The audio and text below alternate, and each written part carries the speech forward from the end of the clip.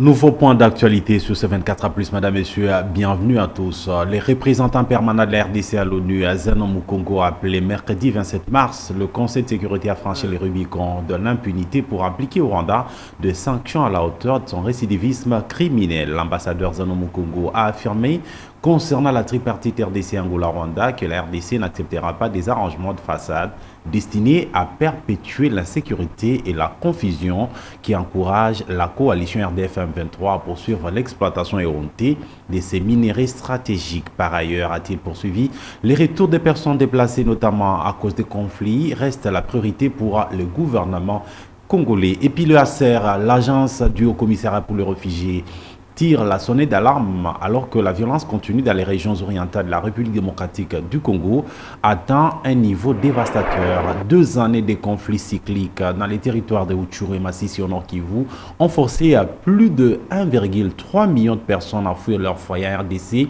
entraînant ainsi les déplacements internes d'un total de 5,7 millions de personnes dans les provinces du Nord Kivu, du Sud Kivu et celle de l'Ituri. Le HCR reste profondément engagé à soutenir les personnes touchées dans l'Est de la RDC et appelle ainsi de toute urgence à une action internationale concertée pour faire face à la crise humanitaire actuelle. Le HCR n'a reçu que 14% des 250 millions de dollars nécessaires à sa réponse à RDC en 2024. Le manque de financement menace des livraisons d'aide, exacerbant ainsi la grave crise humanitaire déjà dans la région.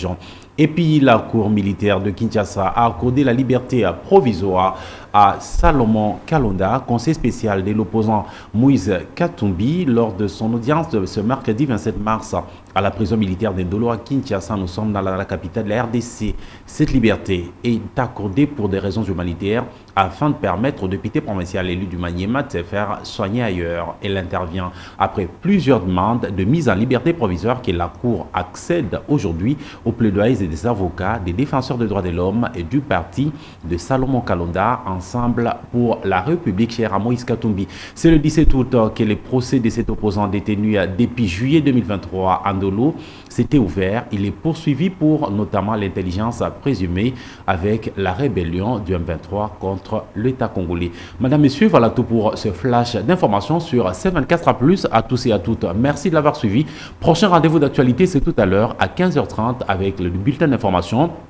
En retrouvant donc Sarah Bampa pour ces tranches d'informations et puis la grande édition de vos nouvelles, c'est tout à l'heure également vers le soir, donc je voulais dire à 19h30 à tous à toutes. Portez-vous bien et restez des nôtres car l'information continue sur la télévision numérique. Au revoir.